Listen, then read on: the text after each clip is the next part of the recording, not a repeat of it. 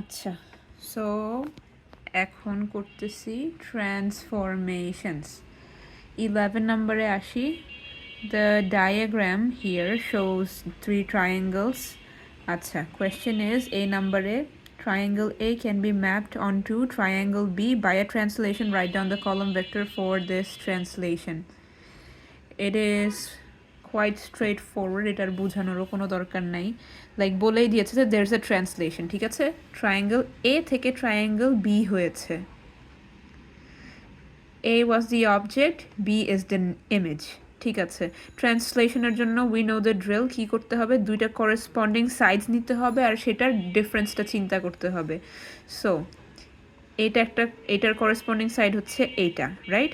So অবজেক্টের সাথে আমরা কি অ্যাড করলে আমরা সেই ইমেজটা পেয়েছি?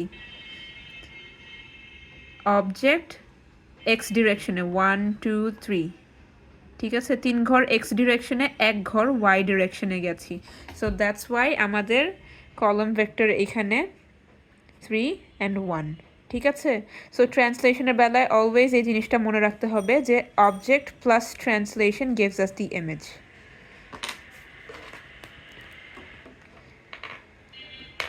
And this is in case of এই যে ট্রান্সলেশন যখন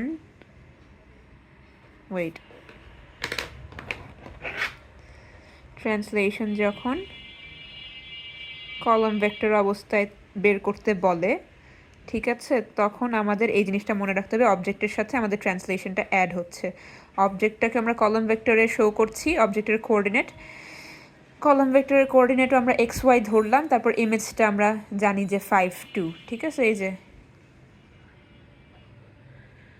সো ফার্স্টে আমাদের অবজেক্টটা ছিল 2 1, সেটার সাথে আমরা যখন ট্রান্সলেশন ভেক্টরটা অ্যাড করেছি we got 5 2, and what is the translation vector সেটা আমরা ইমেজ থেকে অবজেক্ট মাইনাস করার পর যে 3 1টা পেয়েছি সেটা। সো আবার দেখি 1 2 3 এক্স ডিরেকশন, 1 ওয়াই ডিরেকশন।